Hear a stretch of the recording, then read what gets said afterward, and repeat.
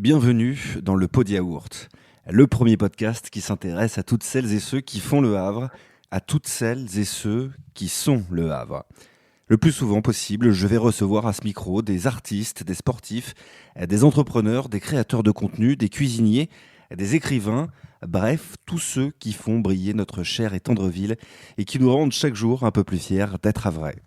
On parlera de leurs histoires et on verra en quoi Le Havre a une place centrale et si particulière dans leur projet. Saison 3, épisode 5.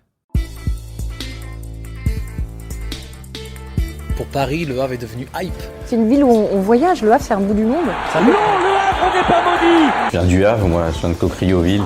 Faire entendre à tout le monde que Le Havre était une belle et grande ville. Le Havre. Little Bob, c'est The King. Un Havre de grâce. Je vais ramener la cage au Havre. Au Havre, les gens sont tous gentils. Ici, c'est Le Havre, en Normandie. Bonjour à tous et bienvenue dans le Pod Yaourt. Amateurs de street food, cet épisode est très certainement fait pour vous. Aujourd'hui, les très célèbres burgers, hot dogs, tacos, burritos sont clairement entrés dans nos habitudes alimentaires malgré une association parfois, à raison, à la malbouffe.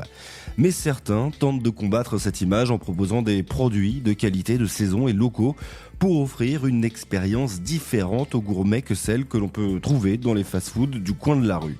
C'est justement la mission que s'est donnée Thomas Lequelec, propriétaire du snack gourmet Le Bollard, rue Albert-André Huet au Havre. Et ça tombe bien puisqu'il est mon invité aujourd'hui. Salut Thomas. Salut Pierre. Merci beaucoup d'être avec moi dans le Pod Yaourt, Thomas. Je parlais justement en intro de snack gourmet. Je sais pas trop si ça se dit, mais ça te va plutôt bien ? En fait, ça définit très bien le concept qu'on a imaginé. D'ailleurs, on l'a déposé, le snack gourmet. Okay. Il nous appartient. Okay, voilà.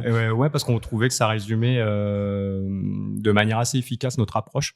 C'est-à-dire qu'on est dans le snacking, on est dans de la street food, c'est-à-dire qu'on peut manger emporter sur place des produits avec les mains, avec les doigts, des sandwichs, des burgers. On a aussi quelques plats, mais comme derrière on a imaginé ça avec de la cuisine un peu élaborée, des produits de qualité, des circuits courts au maximum. Voilà, on trouvait que gourmet répondait bien à cet enjeu-là pour nous. Et concrètement, ça veut dire quoi, snack gourmet ?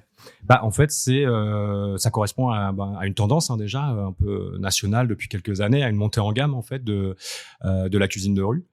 Et c'est donc proposer ce qu'on a l'habitude de manger, que ça soit au McDo, au Burger King, dans un kebab ou un tacos, mais avec des matières premières de qualité, idéalement locales, sourcées, et puis voilà, avec un peu de savoir-faire en cuisine derrière, pour faire des choses très bonnes. Quand tu as eu envie d'ouvrir le Bolla ici au Havre, c'est tout de suite cette cuisine snack gourmet vers laquelle tu as voulu aller ?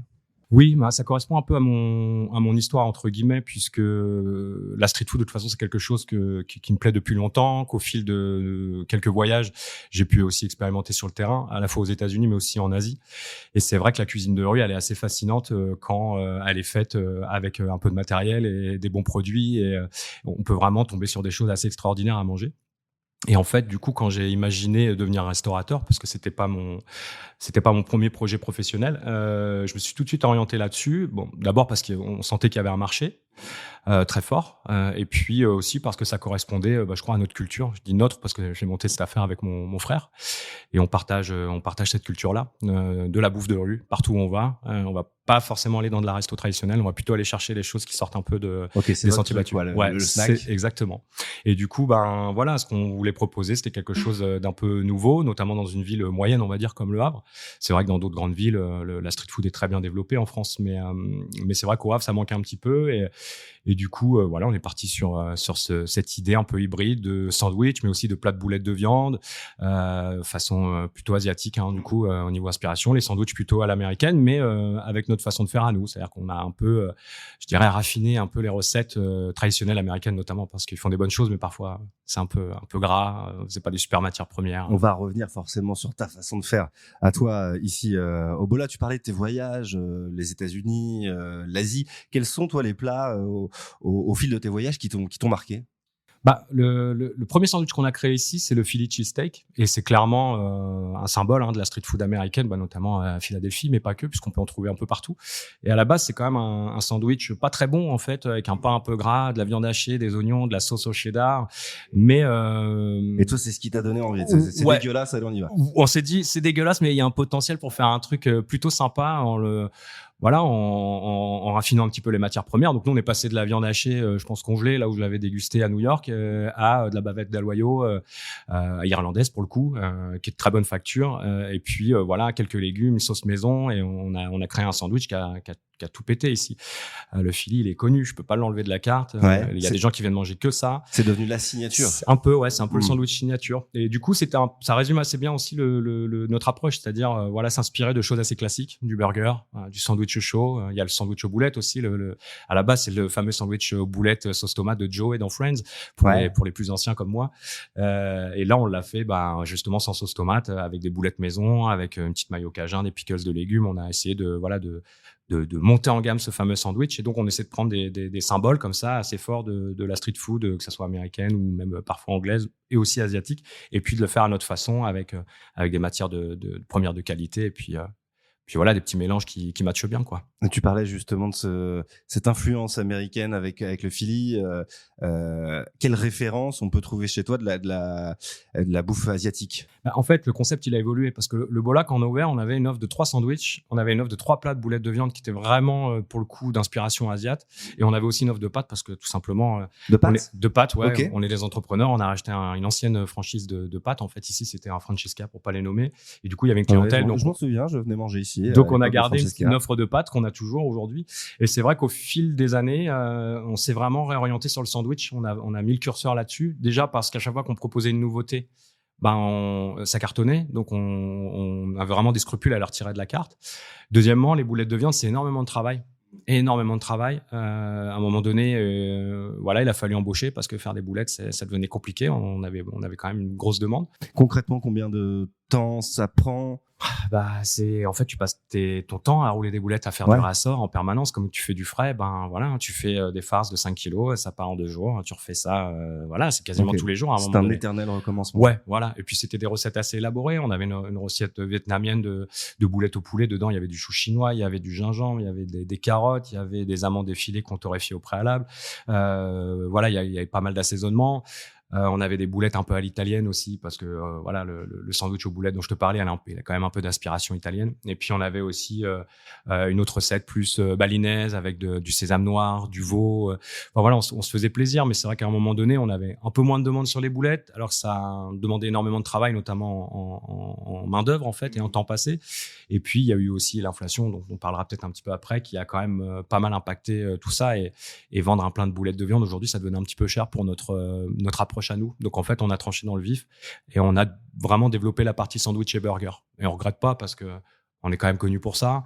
Et puis je crois qu'au final, dans mon cœur balancé effectivement entre la cuisine asiate, les boulettes, parce que ça c'est aussi une histoire familiale, les boulettes de viande, et les sandwichs. Et en fait, c'est vrai que proposer des bons sandwichs et voir le retour des gens, c'est un truc qui est quand même hyper plaisant. Et en fait, on a décidé de mettre le curseur là-dessus. Et est-ce que dans tes sandwichs, on retrouve aussi de l'influence asiatique? Pas spécialement. Là, on est plutôt on va plutôt être à la base, c'est vraiment des sandwichs américains. On fait un pulled pork, par exemple. On est sur les filochés de porc qui est mariné longtemps, avec des cuissons basse température longues, etc. Là, on est parti sur des épices cajun en marinade sèche, du jus de pomme parce qu'on est quand même en Normandie, et du sirop d'érable pour la marinade liquide. Le sirop d'érable, rien à voir avec la Normandie, pas. Rien à voir, mais ça donne ce petit côté un peu fumé et sucré qu'on adore tant. Et puis après, une petite cuisson longue. Ce sandwich-là, par exemple, on va mettre des pickles de chou rouge dedans. On va faire une petite mayo poivron tabasco. On a vraiment des recettes un peu inédites. Et ces mélanges-là fonctionnent bien puisqu'on n'a que des pouces levés, donc c'est chouette. Tu disais tout à l'heure, le snack, cette façon de consommer, cette façon de manger, ça fait partie de ta culture. Qu'est-ce qui te plaît tant, toi, dans le snacking? L'accessibilité, déjà, quand tu voyages et que tu vas rechercher des spots comme ça de street food, tu tombes toujours sur des expériences un peu inédites. On n'est pas dans la resto traditionnelle, on n'est pas assis à table avec le serveur qu'il faut tiper aux États-Unis, par exemple.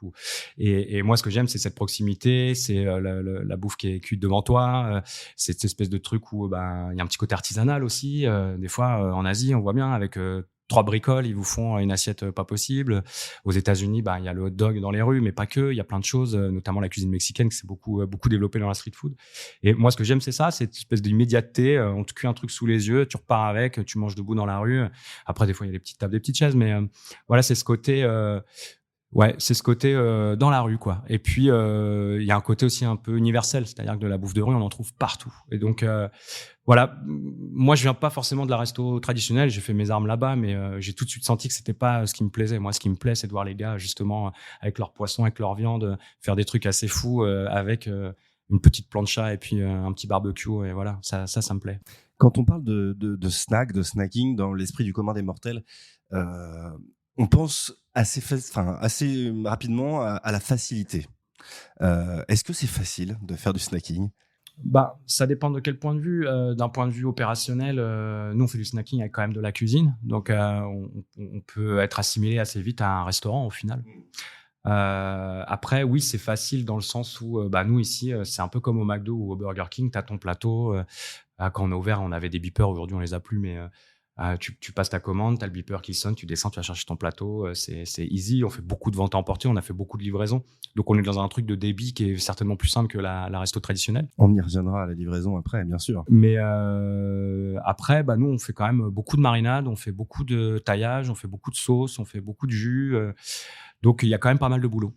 Après, effectivement, si tu fais salade, tomate, oignon, viande congelée, frites congelées, c'est rapide. Mais bon, est-ce que ça se retrouve comment ça se retrouve dans l'assiette au final? Nous, on préfère justement y mettre notre savoir-faire et être attentif à ça pour régaler les gens.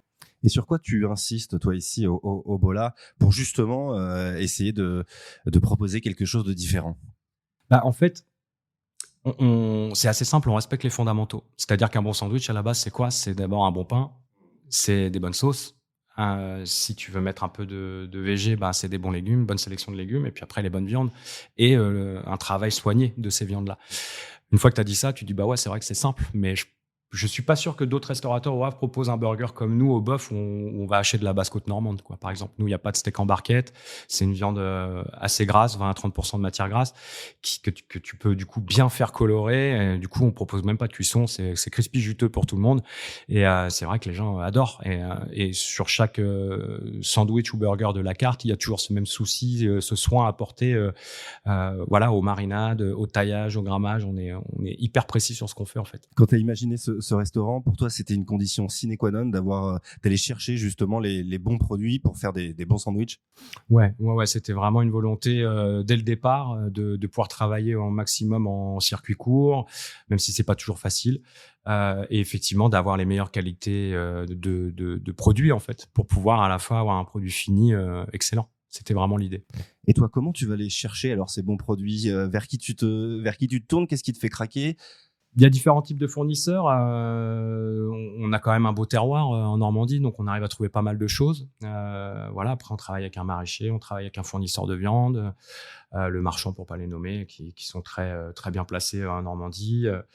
Et voilà, tout ce qui est frites, ça vient d'Octeville. Les salades, elles viennent d'Octeville aussi. Enfin voilà, on essaie vraiment de privilégier les gens qui travaillent autour de nous. Ça nous paraît important, même dans l'économie actuelle. Autour des enjeux de la restauration, de passer par là. Puis je pense qu'il y a de plus en plus de gens qui sont sensibles, en fait, à la provenance des produits, à la qualité de ces produits. Au Bola, on paye un peu plus cher qu'ailleurs, c'est vrai. Quand je dis ailleurs, c'est par rapport à d'autres snacks. Mais les gens savent pourquoi. Et il y a presque un vrai parti pris, il y a presque une démarche derrière tout ça. Tu le ressens que les gens sont sensibles à ça, justement, au fait de consommer des bons produits? On te le dit, les clients te le disent? Bien sûr, ils viennent au Bola pour ça, en fait. Parce qu'ils savent bien qu'ils pourraient peut-être avoir un peu plus de produits au même prix. Je parle quantitativement Par exemple, quand on vient manger en famille, c'est vrai que le McDo, on a 4 nuggets pour 2 euros, ou je sais pas, je connais pas les prix, mais c'est beaucoup plus cher. plus cher désormais. Bon, tant mieux pour nous, parce que, voilà, nous, on a une gamme de prix. Commence à se la péter un peu, là. Bon, ces derniers temps. tant mieux. On n'est pas très pro McDo et Burger King, même s'ils nous ont inspirés et qu'ils nous ont Évidemment. imprégnés quand on était plus jeunes de cette culture-là. Mais c'est vrai qu'ils ont des manières de faire qui correspondent pas à notre vision, on va dire. Mais c'est vrai je pense que les gens viennent au Bola et sont prêts à payer un peu plus cher parce que justement, ils s'y retrouvent vraiment dans la démarche, en fait. Et ça, moi, j'en parle beaucoup parce que je suis la plupart du temps au comptoir désormais. Je m'occupe de la vente et c'est vrai que je fais beaucoup de pédagogie autour de ce qu'on peut faire et j'explique un peu tout ce qui est prévu, en fait, pour ces sandwichs-là, et les gens, ils adorent. Franchement. Tu le disais, on sait ce qu'on vient chercher. C'est pour ça aussi qu'on paye peut-être un peu plus cher que dans des fast-food traditionnels. Est-ce que parfois on te fait aussi la réflexion, c'est un peu cher? Ça, je l'ai déjà entendu, effectivement, des gens qui en fait sont un peu perdus par le concept parce qu'en fait ils se sentent pas dans un restaurant traditionnel, ce qui est vrai. Et donc pour eux, quand on n'est pas dans un resto traditionnel, on devrait payer le burger 7, 8 euros maximum, un peu comme au McDo, en fait. Sauf que moi je leur explique que c'est pas possible. Et c'était déjà pas possible quand on a ouvert en 2018, ça l'est encore moins aujourd'hui, avec une crise et une inflation sans précédent, en fait, qui a quand même pas mal bouleversé, en fait, le secteur. Et du coup, aujourd'hui, clairement, si tu as envie de consommer un produit de qualité avec des produits sourcés et te régaler dans l'assiette, tu es obligé de mettre le prix. Parce qu'en fait, ça va devenir impossible de proposer des burgers à moins de 10 euros si tu fais tout maison.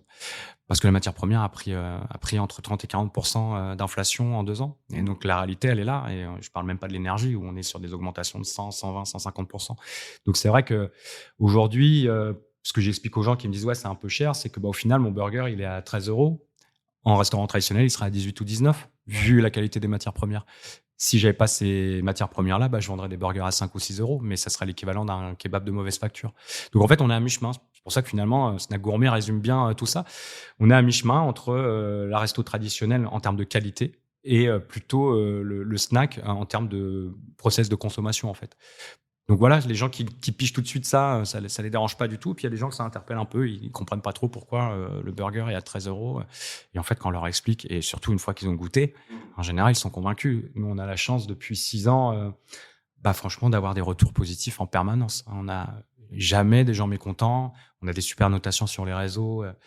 Quand on était sur Uber et Deliveroo, on était sur du 5 étoiles et il n'y avait pas d'autres restaurateurs qui avaient du 5 étoiles. On a vraiment eu des retours qualitatifs exceptionnels et ça nous a conforté un peu dans notre approche. Donc oui, il y a des gens qui sont sensibles à ça et qui souhaitent surtout avoir accès à ce genre de produits. Et ce côté pédagogique, tu fais parfois en expliquant ta démarche à tes clients, est-ce que c'est quelque chose qui te plaît? Bien sûr, je pense qu'il faut expliquer. On a quand même un petit devoir de transparence par rapport à notre gamme de prix. Pour moi, la gamme de prix, elle est très clairement en adéquation avec la qualité qu'on propose. Et puis surtout, elle ne nous permet pas, aujourd'hui, malheureusement, dans ce contexte nouveau, avec ces nouvelles gammes de prix des matières premières, ça ne nous permet pas forcément d'être très à l'aise financièrement. On a dû quand même courir pendant 2 ans face à l'augmentation des prix. Tu n'augmentes jamais assez vite tes prix, tu rechignes à augmenter tes prix parce que tu sais que quand tu augmentes tes prix, tu vas perdre une partie de ta clientèle, il va falloir en reconquérir une autre. Donc on rechigne toujours à augmenter nos prix, surtout quand on se fait pas plus d'argent. On a vraiment augmenté nos prix pour pouvoir continuer à payer les charges, les salaires, la matière première et continuer à exister, en fait. Et c'est pour ça que la pédagogie, elle est fondamentale, elle est essentielle, parce que quand tu racontes ça aux gens, ils comprennent. Et ils ont presque derrière une démarche un peu militante. Ils vont aller beaucoup parler de vous. Ils vont venir souvent. Ils vont nous soutenir, en fait. On a beaucoup ressenti ça suite aux crises du Covid et de l'inflation, parce qu'on a eu des moments difficiles, comme beaucoup de restaurateurs. Et c'est vrai que ce côté un peu soutien des clients a été super agréable à vivre et important aussi, parce qu'ils ont contribué à ce qu'on continue à avoir du monde, malgré un pouvoir d'achat, on le sent, qui baisse pour les gens. Les gens vont moins au resto. Et puis si on prend un peu de recul, il faut aussi se dire que si dans 10 ans, on n'a pas tous envie d'avoir les mêmes centres-villes avec les mêmes chaînes qui respectent pas forcément les cahiers des charges que nous, on s'impose en termes de qualité, en termes de transparence, et qui proposent pas forcément de la bonne bouffe en plus, il y a une petite démarche de soutien un peu en fait à faire aux artisans qui font les choses bien. Si vous avez une petite boutique dans votre ville qui fait des choses sympas à manger avec des petits moyens, je pense qu'il faut les soutenir parce qu'en fait ils vont être amenés à disparaître parce que les enjeux financiers là quand même sont assez forts, et c'est vrai que pour une franchise qui a 50 magasins en France et qui fait des économies d'échelle pas possible, justement, en ayant des matières premières pas terribles, en rationalisant tout leur process. Oui, eux, ils sont là, ils existent, ils font de l'argent, tout va bien. Mais qu'est-ce qu'on mange à la fin dans l'assiette? Puis quel centre-ville on a aussi? Est-ce que tout va pas s'uniformiser un petit peu? Enfin voilà. Là, nous, on est clairement des Havrais qui avons monté un truc au Havre. On est fiers de ça et je pense qu'il y a plein de clients aussi qui aiment ce côté-là. En fait, c'est des gars d'ici, ils montent leur truc et ce qu'ils font, c'est bon, il faut les soutenir. On l'a vachement ressenti. Tu parlais d'inflation, forcément, partout, hein, tous les prix ont augmenté. Est-ce que c'est aussi la bataille pour toi de essayer de pas forcément trop augmenter les prix pour essayer de pas perdre ta clientèle? Franchement, c'est un casse-tête pas possible. Ouais. C'est un casse-tête pas possible parce qu'en fait, à un moment donné, dans le business et notamment dans la restauration, c'est assez simple. Hein, c'est ton taux de marge, c'est tes ratios. Et donc, quand ta matière première, nous, on a fait un audit comptable quand même en 2023 pour essayer de bien mesurer l'inflation chez nous sur l'ensemble de nos matières premières, c'est 40%. Donc, c'est énorme. On n'a pas augmenté de 40% nos prix. Donc, de toute façon, de base, une fois que tu sais ça, tu sais que tu fais plus le même business. Il y a un avant, il y a un après. Avant, tu faisais de la trésorerie chaque mois. Maintenant, tu payes tes factures, tu payes tes charges. C'est plus compliqué. Aujourd'hui, tu gagnes moins d'argent qu'il y a 2-3 ans? Ma société, oui, bien sûr. On a eu 2 années même très difficiles. Là, on est en train de remonter la pente parce que l'inflation s'est un peu stabilisée. On a adapté nos prix. On a essayé de rationaliser au maximum. Mais c'est vrai qu'on doit faire face à des augmentations qui sont là, qui sont avérées. Et on doit faire avec. Mais si tu n'augmentes pas tes prix en conséquence et que tu respectes pas ton taux de marge et ton seuil de viabilité, tu coules en fait. Il y a 55 000 restaurants qui ont fermé en 2023 en France. C'est énorme. Parce que des gens n'étaient pas prêts. Il y a des gens qui étaient peut-être déjà en difficulté au préalable, mais ça a été le coup de grâce. C'est quand même une situation très compliquée. Mais on n'est pas le seul secteur impacté, mais quand même, la restauration l'a pris en pleine poire. Ça fait combien de temps? 6 ans? 7 ans que t'es... On a fêté nos 6 ans d'ouverture cet été, ouais. 6 ans que t'es ouvert ici, au Havre, entre super spot, hein, entre Coty et l'hôtel de ville, donc forcément beaucoup de passages. Quand tu regardes un petit peu dans le rétro, ce que t'as fait en 6 ans, ce Covid que t'as traversé, je sais pas si c'est l'heure du bilan, mais qu'est-ce que tu te dis là quand tu regardes un petit peu en arrière? Je me dis qu'on est des survivants quand même, parce que la crise, ça a été hyper tendu quand même. On a eu notamment une année déficitaire qui nous a fait du mal parce que nous, on a eu une ouverture exceptionnelle en 2018 quand on a ouvert pendant 1 an et demi. On n'a pas des amplis. C'était génial. On était sur des perspectives de développement surtout. C'était important. Oui, parce que le Bola, en fait, à la base, il a été pensé comme un projet de franchise. Ok. C'était l'ambition. Comme moi, j'avais Mais ambition pas perdue. Non, mais remise à plus tard. Remise à plus tard. Ouais. En fait, effectivement, il y a 6 ans, il y avait l'idée d'ouvrir un petit restaurant au Havre avec nos petits moyens, d'en ouvrir un deuxième au Havre plus grand, et puis après d'aller faire un petit Caen, un petit Rouen, et puis pourquoi pas après se lancer sur le marché national de la franchise. Jusqu'au mois de mars 2020, on avait raison, on était grave en avance sur notre prévisionnel. On avait commencé à avoir des touches très intéressantes au Havre, et puis le Covid a mis un énorme stop. On a mis un peu de temps à s'en remettre parce que on a touché du doigt quand même un super local très très bien placé au Havre qui nous aurait à mon avis fait basculer dans une autre dimension. Mais la réalité du Covid, c'est ça, c'est que ça a mis un stop à tous les projets. Et en termes de clientèle, tu disais que c'était très bien parti, tu désemplissais pas. Est-ce que ça aussi, en termes de chiffres, de nombre de clients que tu avais, ça a aussi mis un coup d'arrêt quand tu as repris? En fait, le Covid a bouleversé pas mal de choses, notamment, je dirais, le tissu social. C'est-à-dire que là où le télétravail, par exemple, était une rareté dans certains métiers, il est devenu parfois une généralité dans certains corps de métier. Et le quartier dans lequel je suis, par exemple, a été hyper impacté. On voit qu'il y a un flux qui a rien à voir avec celui d'avant. Il y a aussi la livraison qui a été vachement boostée en fait, par le Covid. Ouais. Et puis après, le Covid, au final, c'est 5 à 6 mois de fermeture administrative sur 2 ans. Il y a eu des aides. C'est peut-être pas le pire. Le pire pour le business, c'est vraiment l'inflation. C'est ça qui fait mal aux restaurateurs. C'est normal. C'est les conséquences du Covid. On a du mal à s'expliquer, mais oui, effectivement, on fait moins de volume qu'avant, clairement. On fait moins de volume qu'avant, mais après, on a une communauté en fait de fidèles qui est hyper éclectique en plus. C'est ça qui est génial, c'est qu'on a des mamies qui viennent manger le midi, comme on a des jeunes barbus tatoués, comme on a vraiment, on a plein de gens différents, et ça nous fait hyper plaisir parce qu'on avait vraiment imaginé ce concept comme un lieu où on fait à manger pour tout le monde. D'ailleurs, on a une offre halal, on a une offre végétarienne, on fait aussi du porc. Enfin voilà, l'idée c'était vraiment de régaler tout le monde, et notre clientèle nous le rend bien. Et après, bah voilà, 6 ans de restauration, c'est aussi des cycles. Il y a des gens qui viennent plus, il y a des nouvelles personnes qui viennent. Il y a des fois, on sent un bouche à oreille qui se refait. Il y a des opportunités comme là récemment, l'opportunité d'aller cuisiner à la halle aux poissons dans le cadre de Béton, où on s'est fait connaître auprès de plein de gens, on a eu des super retours. Voilà, il y a des choses qui se passent. C'est des cycles. Là, on est sur un nouveau cycle où on a stabilisé un peu la partie business. Voilà, l'inflation, elle est là. Maintenant, on sait où on va. On a adapté nos prix. Et puis, on va essayer d'être créatif et de proposer des nouveautés pour continuer à attirer des nouvelles personnes, et puis faire en sorte que ceux qui nous aiment continuent à venir. Thomas, on va un peu rembobiner les années. On va parler bien sûr de l'histoire du Bola et de la tienne, parce que tout ça c'est lié, bien évidemment.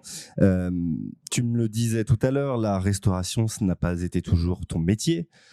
Donc, quelle était ton ancienne vie, Thomas ? Eh ben, mon ancienne vie, elle s'est principalement déroulée à Paris. Je travaillais. À la base, j'avais l'ambition d'être journaliste. Et à l'époque, au début des années 2000. Qu'est-ce que tu voulais faire ? C'était quoi le... Moi, je suis musicien, mélomane, et j'avais envie d'être journaliste, voilà, dans la musique ou culturelle de manière un peu plus large. Le souci, c'est que j'avais pas forcément d'argent pour les études, donc fallait que je trouve une alternance. Et à l'époque, dans le journalisme, c'était hyper compliqué. Alors, c'est dommage parce que j'avais été pris à l'IPJ à Paris, à l'Institut professionnel de journalisme, mais j'ai pas trouvé d'employeur. Et à un moment donné, il y a eu une petite pression quand même parce que j'avais décidé de partir à Paris, il fallait que je bosse. Et l'école, vous n'êtes pas à trouver des alternances ? À cette époque-là. À cette époque-là, non. Non, okay. C'était compliqué. Bizarre. En tout cas, dans ce domaine-là, parce que du coup, je me suis tourné vers un cursus de communication. Et là, ils m'ont aidé à trouver une première alternance. J'en ai fait plusieurs. Et du coup, j'ai passé tout un cursus en communication des entreprises, en alternance. Et j'ai eu la chance j'ai fait mes armes dans le cabinet de conseil en ressources humaines, où on apprend toute la bureautique, les bases du relationnel dans ce genre de projet. Et c'est très bien, mais c'est pas hyper fou. Après, j'ai travaillé aux éditions Montparnasse pendant 3 années, qui est un éditeur DVD indépendant à Paris, qui est très sympa, qui a une sélection de documentaires, de cinéma, d'art et d'essai, qui est hyper sympa. Et j'ai là-bas appris le métier d'attaché de presse. T'as vraiment élargi ton arc de compétences, quoi. Ouais, totalement. Et puis du coup là, je travaillais avec les journalistes, mais j'étais de l'autre côté. J'étais là pour valoriser du coup un produit culturel et des sorties. Et du coup, c'était hyper sympa, hyper intéressant. Et puis après, il y a le digital qui a commencé à prendre pas mal de place à ce moment-là. Un peu partout, dans toutes les entreprises. Et moi, j'étais assez intéressé par tout ça. Et du coup, j'ai développé un peu le volet digital de la maison d'édition, création des comptes de réseaux sociaux, un site internet pour les journalistes où ils pouvaient télécharger les dossiers de presse. Un peu, ouais, voilà, c'est ça. Et du coup, quand je suis parti de cette boîte-là, j'ai été recruté dans un domaine qui avait rien à voir, la prévention des risques routiers. J'étais embauché à la Prévention routière, qui est une grande association à ne pas confondre avec la sécurité routière, qui est l'organisme étatique en fait de gestion des risques routiers. L'association Prévention routière, c'est une vieille dame, une asso qui a été créée dans les années 50 par les assureurs à l'époque, et qui fait beaucoup d'éducation routière, qui a un gros réseau avec 100 comités départementaux et qui fait des grosses actions de communication et de sensibilisation. Et là-bas, je suis rentré en tant qu'attaché de presse, et ensuite je suis devenu responsable du digital, parce que là, on rentrait vraiment c'était à la fin des années 2000, donc on était vraiment sur l'avènement des réseaux sociaux et l'importance d'aller communiquer sur notamment les jeunes publics via cette plateforme-là. Et puis au fil de mon parcours là-bas, d'une dizaine d'années, j'ai eu la chance d'être directeur de la communication pendant un peu plus de 4 ans. Et donc là, d'avoir à manager des équipes plus importantes, des gros budgets, et puis des campagnes nationales. Et c'est vrai que j'ai un parcours d'une 15aine d'années qui a été hyper riche et hyper intéressant là-dedans. Et puis, à un moment donné, l'envie d'être entrepreneur, d'être indépendant a commencé à émerger en moi. Et puis, la cuisine, c'est un truc qui a toujours été là, avec une maman qui a tenu un restaurant, avec mon frère. Oui, mais faut qu'on parle de ce resto. Faut qu'on parle, parce que moi, c'est comme ça que j'ai connu ton frère et ta maman. Les pénates qui étaient à côté du lycée Porte-Océane, voilà, dans lequel j'allais beaucoup. Mon copain Guillaume qui m'a amené là-bas, on l'embrasse, bien entendu. Et c'était devenu un peu notre cantine. Je veux dire, à chaque fois qu'on se retrouvait, on allait là-bas. Et c'est comme ça donc qu'on a découvert ton frère et ta maman, et c'était incroyable. Bah, c'est un lieu qui a une dizaine d'années d'existence et qui a touché beaucoup de monde. C'était une petite restauration traditionnelle, mais voilà, dans l'atmosphère que seule ma maman arrive à créer, à la fois pro, mais décontracté, sympa. Et c'est vrai qu'à la fermeture des pénates, les gens étaient un peu déçus. Ouais. Mais bon, c'est vrai que nous, on a réussi du coup à en rapatrier quelques-uns ici en proposant le Peanut Burger, qui était déjà à l'époque un des burgers connus au Havre. Même si on l'a un peu amélioré à ma sauce. Toujours. Mais voilà, maman restauratrice, avec mon frère avec qui du coup j'ai monté cette affaire. Mon papa qui est un très bon cuisinier aussi, c'est celui qui cuisine à la maison. Et notamment les boulettes de viande, c'est un truc un peu familial. Donc finalement, c'était presque évident. C'était presque évident, ouais. Et du coup, j'ai réussi à négocier une rupture conventionnelle avec la prévention routière et j'avais l'envie d'aller vivre à Marseille, qui est une ville qui m'attire que je connais bien, qui m'attire depuis toujours, où j'ai un réseau sympa. Et du coup, je suis parti passer mon CAP cuisine là-bas. Voilà, à la Marseillaise, quoi. C'était parfois un peu folklore, mais j'ai eu la chance de faire des stages dans les super restos et de continuer à travailler, notamment dans un très, très bon restaurant qui n'existe plus aujourd'hui. Mais voilà, pensez au chef Jean-Claude et Pierre, deux gars qui m'ont donné énormément de confiance, m'ont transmis énormément de compétences et de savoir-faire et qui ont bouleversé un peu le jeune apprenti cuisinier que j'étais, en me donnant beaucoup de responsabilités, en me faisant confiance, et ça, c'était vraiment génial. Et du coup, moi, j'étais bien à Marseille, et du coup, le Bola, à la base, devait être un projet marseillais. Dommage pour eux. Ouais, dommage pour eux. J'ai fait venir mon frère, on a sondé le marché, on a réalisé qu'on n'avait pas forcément le budget pour monter un projet tel que le Bola à Marseille, parce que c'est une ville qui avait déjà, et puis ça avait vachement augmenté déjà à l'époque, suite à la nomination Marseille Capitale Culturelle. Il y avait déjà eu une grosse inflation sur les fonds de commerce. Et clairement, on n'avait pas trop le budget. Et puis, il y avait ce côté aussi un peu nébuleux de Marseille où t'es pas Marseillais, tu ouvres ton affaire là-bas. Il y a toujours ce petit truc où tu dis, j'espère que je me suis pas planté de quartier ou d'endroit. Et c'est vrai que, tout ça mis dans la balance, on a mis le projet en stand-by. Et puis, un jour, mon frère m'a appelé et m'a dit, bon, Tom, je sais que ça fait 17 ans que t'es parti et que t'avais pas prévu de revenir au Havre, mais on a une opportunité. On a un local qui est super bien placé. Il y a toute ta famille qui aimerait bien que tu rentres. Qu'est-ce que tu fais? La pression. Légère, ouais. Et du coup, je m'étais dit qu'effectivement, c'est peut-être la fin d'un cycle pour moi. Presque 15 ans à Paris, 2 belles années à Marseille. Allez, on rentre à la maison. Avant de parler de ton retour, moi, je voulais reparler un petit peu de ton départ. Quand tu me dis que tu es parti à Paris tenter l'école de journalisme, est-ce que tu pars du Havre parce que tu as un projet pro, un projet d'école ou alors tu pars du Havre aussi parce que tu en as un peu fait le tour? Moi, j'ai un rapport un peu ambigu au Havre, qui est une ville que j'aime beaucoup. Hein. Ça, je pourrais jamais dire le contraire. Mais quand j'étais jeune, je l'aimais pas beaucoup. C'est-à-dire que j'ai grandi dans les années 80, place Danton, qui n'était pas un lieu très facile. Hein. Il y avait pas mal de... C'est pas la même qu'aujourd'hui. Non, ça n'a rien à voir. La fameuse prison encore à l'époque. Exactement. Il y avait la prison qu'on voyait du 3e étage du collège. Donc voilà, c'était une certaine vision de l'avenir. Ouais. Ou pas. Ou pas. Ouais. Mais en tout cas, ouais, c'était quand même un endroit très populaire, pour pas dire pauvre, un peu malfamé. Bon, voilà, c'était pas hyper fou de grandir dans ce quartier-là. Le Havre, c'était quand même une ville à l'époque qui faisait l'objet de reportages sur la criminalité, puis tu le sentais quand tu disais que tu venais du Havre. Oh, mon pauvre, quoi. C'était vraiment ça. Et puis, le Havre gris l'hiver, sans les aménagements qu'on connaît aujourd'hui, c'était une autre atmosphère. Donc, moi, pour rien te cacher et pour être très honnête avec toi et tes auditeurs, moi, je voulais partir du Havre dès que possible. Et donc, j'ai commencé par faire ça parce que je suis parti en saison. Je suis parti à la montagne dès que j'ai eu mon bac. Voilà, je suis parti à Valoir, je suis parti à la Clusaz, j'ai fait des hivers entiers. Ça m'a beaucoup plu. Donc là, j'ai découvert la restauration à cette époque-là, mais en tant que serveur. Mais voilà, ça permet quand même de se faire un peu la main sur les dynamiques de service, l'organisation et tout ça. Puis après, je me suis dit, cette envie d'être journaliste était quand même très, très présente. J'écrivais pas mal. Et du coup, je me suis dit, on tente les études. Et puis Paris, et puis Paris, la belle vie pendant 15 ans. Je me suis vraiment régalé. J'ai rencontré des gens extraordinaires. Puis je me suis ouvert. Je me suis pas mal ouvert. Et 17 ans après, c'était le moment de rentrer. Ouais, c'est ça. Et puis, c'était le moment de rentrer aussi parce que la ville a opéré aussi, même, j'allais dire un virage, mais plusieurs virages ces 15-20 dernières années qui ont quand même bien transformé la ville. Et du coup, dans ma réflexion de revenir au Havre, clairement s'inscrivait cette logique-là aussi, c'est de se dire c'est le bon moment aussi pour amener une offre comme ça. Tu participes aussi exactement. quelque part au renouvellement de la ville. Ouais. Et ça me plaisait beaucoup. Et puis après, quand on a étudié le marché aussi, concurrentielle au Havre, on a réalisé que cette offre qu'on voulait apporter, elle n'existait pas vraiment. Il y avait une offre de burger qualitative, pas de problème, mais voilà, pas un truc un peu hybride, conceptuel comme le nôtre. Mais donc, on s'est dit qu'il y avait la place. Et d'ailleurs, encore une fois, à l'ouverture, le premier jour, on avait 15 personnes. Le lendemain, on en a eu 30. Le troisième, il y avait 60. Et le quatrième, il y avait 80. Voilà, on a vécu ça pendant plus d'1 an et demi, 18 mois. Et c'était vraiment génial. On a senti que les gens étaient heureux d'avoir un lieu comme ça au Havre. Ton frère t'appelle, tu reviens, tu fais tes valises, t'arrives au Havre et vous montez donc ce restaurant, Le Bola. La question est très simple. Pourquoi Le Bola ? Ça vient d'où ce nom ? Alors, le Bola, ça vient d'un... En fait, on a eu l'occasion et la chance de faire un voyage, mon frère et moi, en 2016, en Indonésie, à Bali. Et en fait... Petite île paradisiaque. Indonésienne, effectivement. Ouais, très sympa. Et en fait, il y a 2 choses qui sont revenues et qui concernent le Bola de Bali. Déjà, c'est le nom de notre société.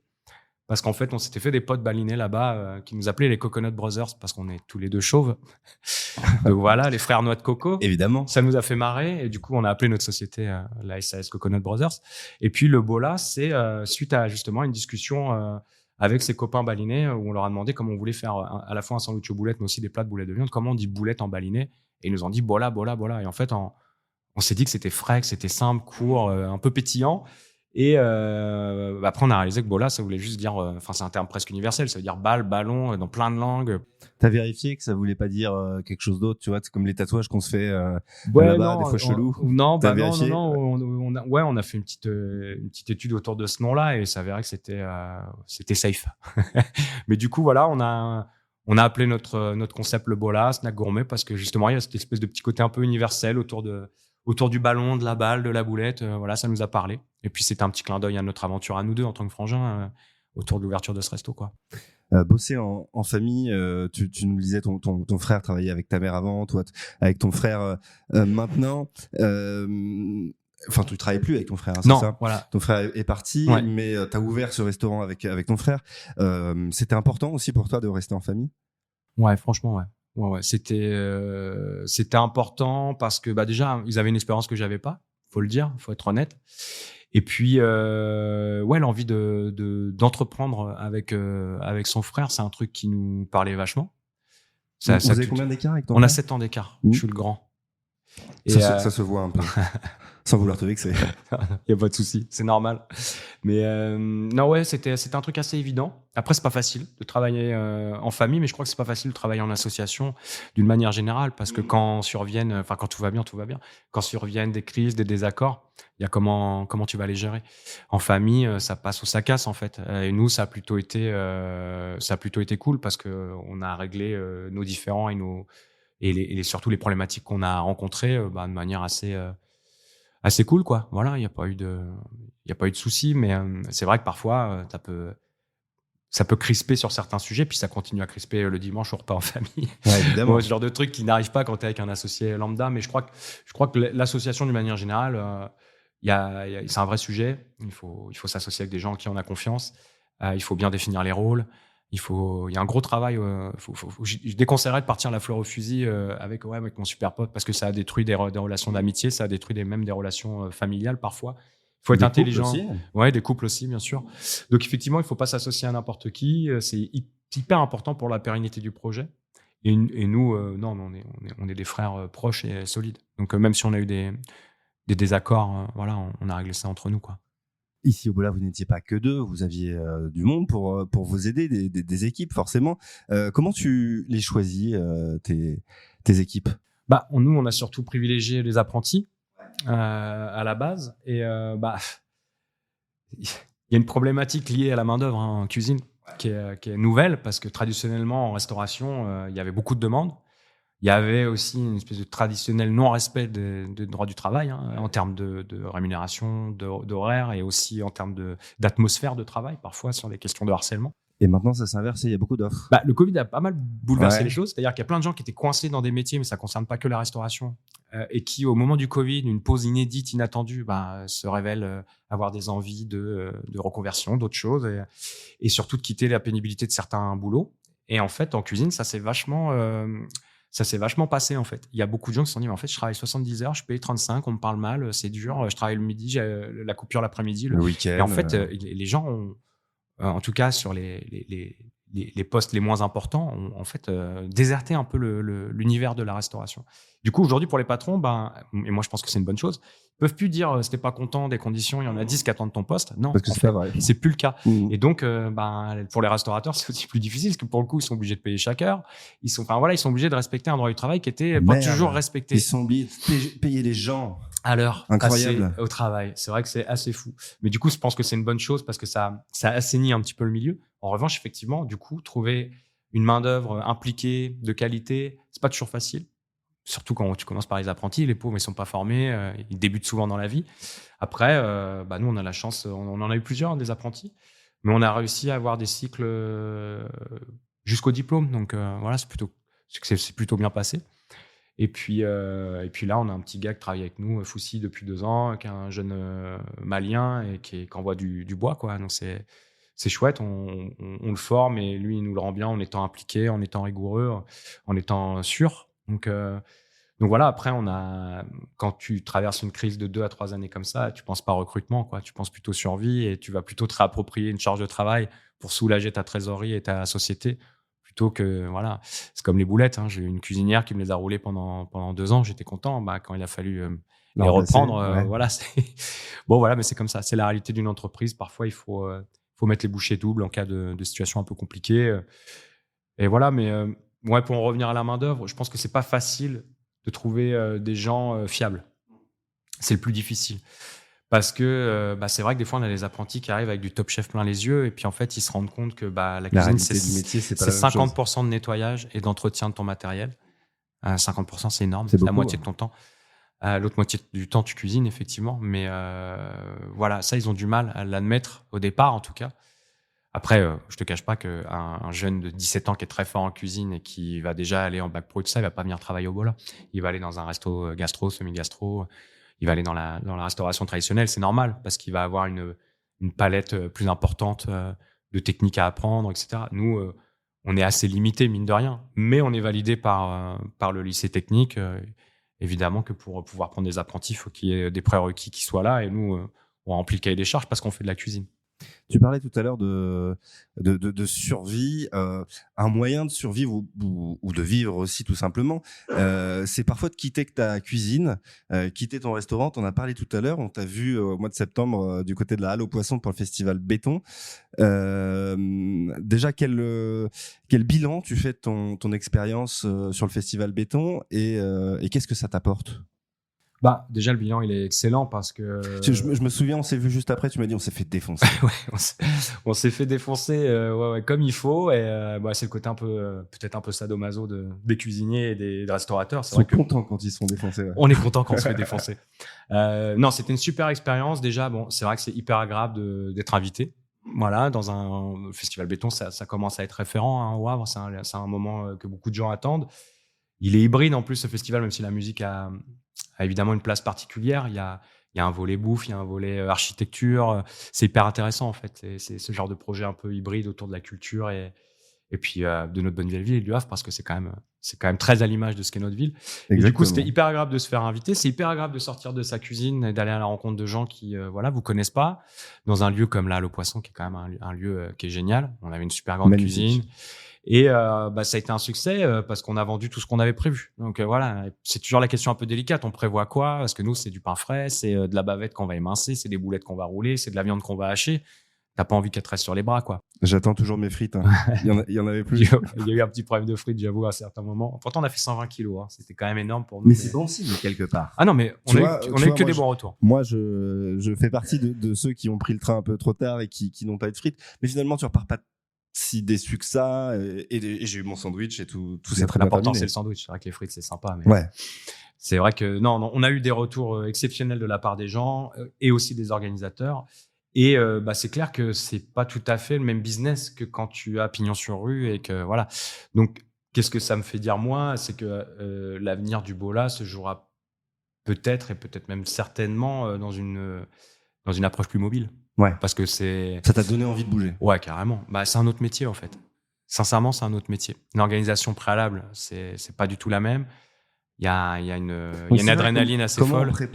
Comment on prépare son matériel, ses commandes? Est-ce qu'on est sûr de tout vendre?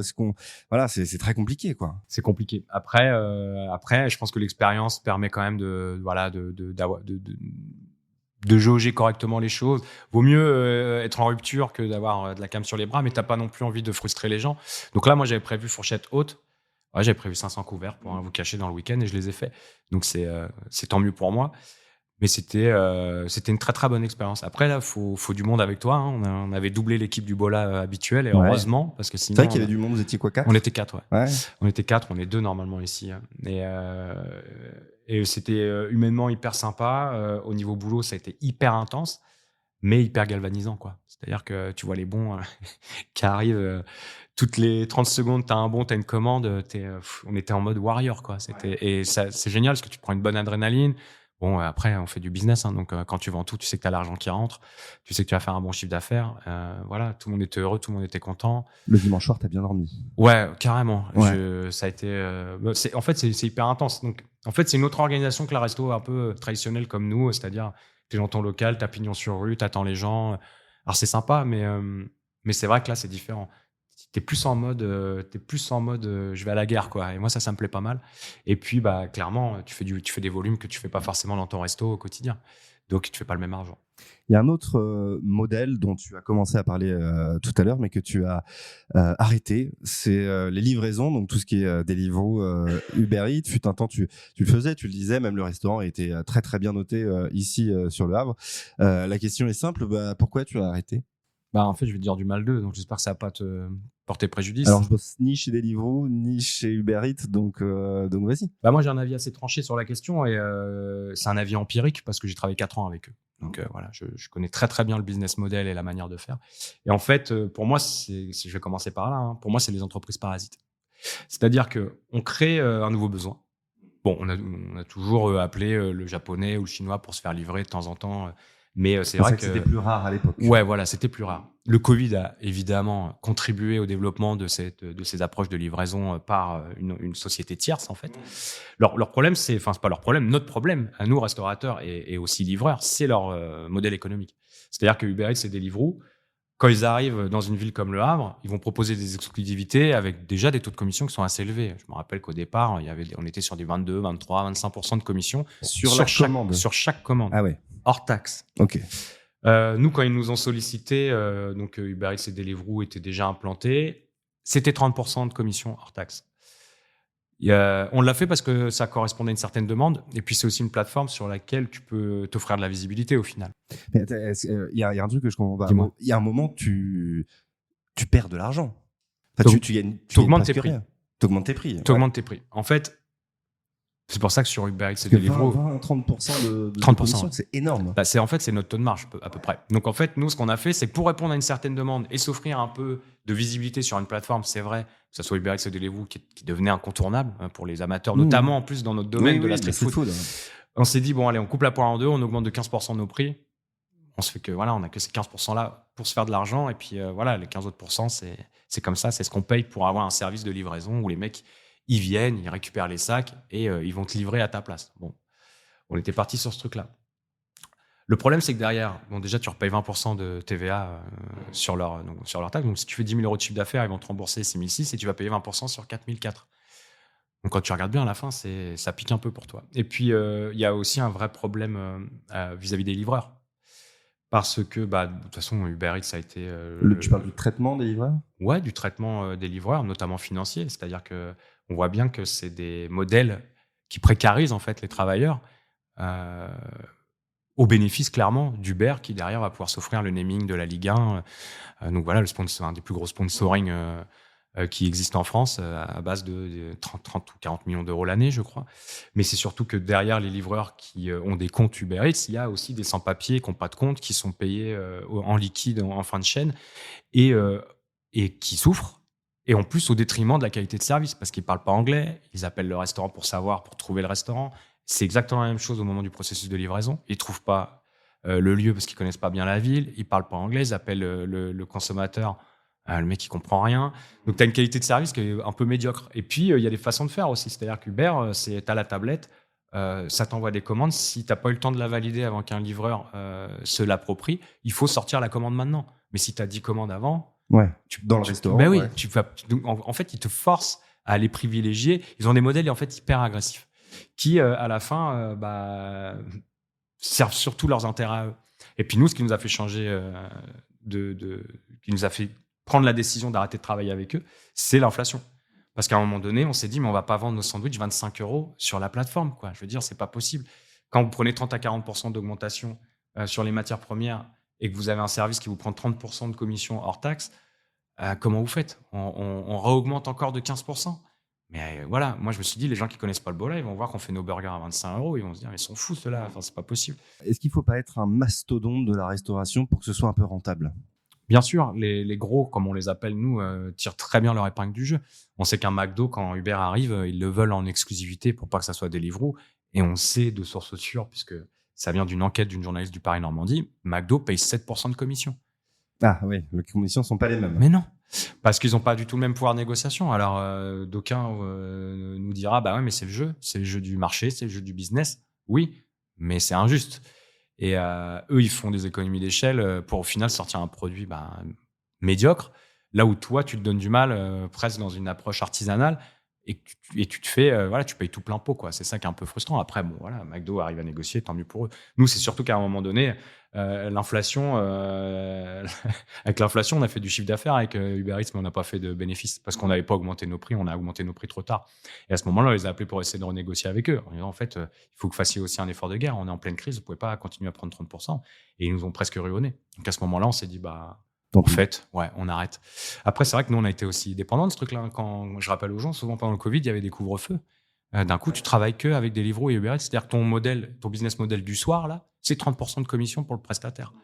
Tu peux rien faire d'autre. Donc, c'est quand même compliqué. Tu n'as plus la vente à emporter, tu n'as plus la vente sur place, ou tu n'as pas les mêmes taux de TVA, tu n'as pas de commission.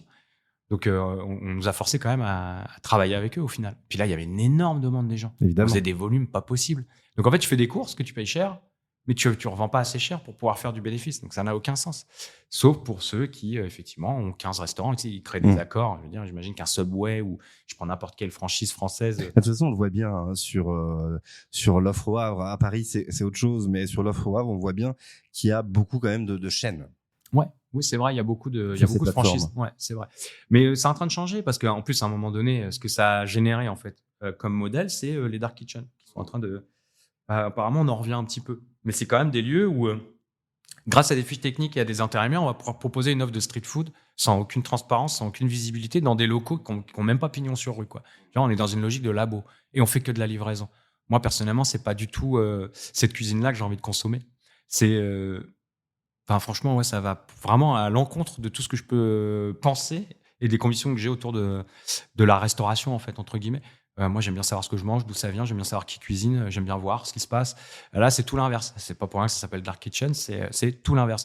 Et du coup, il y a ce premier point, puis c'est aussi un frein à l'innovation. Parce qu'en fait, leur principe, c'est quoi ? C'est d'identifier tout ce qui fonctionne au niveau marketing dans la street food partout dans le monde et de t'apporter les offres qui n'existent pas. Le bao burger, la poutine, j'en sais rien. Mais je veux dire, au Bola, sinon on veut sortir un nouveau truc. Souvent, tu regardais sur les Dark Kitchen, ils existaient déjà. Ouais. Donc, ouais, c'est un frein à l'innovation, mais bien fait. Donc, c'était les versions un peu... on n'aurait jamais fait avec ce niveau médiocre de qualité. Mais du coup, tu n'as plus envie de le faire, le bao burger. Ou je prends cet exemple-là, mais ça pourrait être autre chose. Pour moi, en fait, c'est vertueux pour personne. Sauf pour eux. Ouais, donc voilà. Expérience mitigée. Même négatif, je dirais. Thomas, on arrive à la fin de cet épisode. Il y a une question qui revient toujours à chaque fin d'épisode. Voilà, on a commencé un petit peu à en parler tout à l'heure, ton expérience du Havre. Mais cette question, la voici. Thomas, le Havre, pour toi, ça représente quoi ? J'adore les blancs à chaque fois que je pose cette question. C'est beau. Franchement, le terme qui me vient, c'est culture quand même. Culture, d'accord. Ouais. Pourquoi ? Parce que en étant havrais, immigré à la capitale ou à Marseille, etc., il y a un moment donné où tu te rends compte que tu es quand même bien havrais, quoi. Malgré toi. Ton jargon, ta vision un peu du monde, ta vision des choses. Et en fait, quand je suis parti d'ici, j'ai réalisé que j'étais un bon havrais, en fait. Et donne-nous des exemples. Sur la manière dont on parle, des expressions qu'on peut avoir, où tu te dis, mais en fait, moi, je croyais que tout le monde disait ça, quoi, que toute la France disait ça. En fait, non, pas du tout. Ce côté un peu, le rock anglais, il est arrivé au Havre. C'est pour ça qu'on dit que c'est la ville rock de France. Il y avait un côté où en fait tu te rends compte que tu as envie de te tirer de cette ville, mais qu'au final elle te constitue énormément de ta culture et de ton identité. Et en fait c'est comme ça que ça a switché un peu en moi, c'est qu'à un moment donné ouais, je revendiquais d'être Havrais, puis surtout quand j'entendais du mal de ma vie, je dis en fait non, elle est archi bien la ville. De quoi tu parles? Viens faire un tour. Bon, viens pas un dimanche de novembre pour la première fois, mais elle est surprenante cette ville. Et, tu parles d'architecture, il y a plein de choses qui sont vraiment singulières à cette ville-là et qui t'en font sa richesse en fait. Et quand je parle de culture, c'est ça, c'est presque d'identité plus que de culture. Identité, tu vois. Donc pas de regret d'être venu? Non, du tout, au contraire. Non, on se régale ici. Merci beaucoup. Merci Pierre. Thomas Lequelec d'avoir répondu à mes questions ici dans le Pod Yaourt. Je le rappelle, Thomas, propriétaire du restaurant Le Bola, rue Albert André Huet, donc entre Coty et l'hôtel de ville. Vous pouvez pas le rater. Voilà, t'es ouvert quand? Du lundi au samedi, tous les midis et les soirs, les jeudis, vendredis et samedis. Voilà, venez manger au Bola, bien sûr, venez rencontrer Thomas et son équipe. Tout le monde est hyper sympa ici. Vous serez bien reçus, bien évidemment. Merci à tous, merci à toi Thomas et merci à très bientôt pour un nouvel épisode dans le Pod Yaourt. Ciao.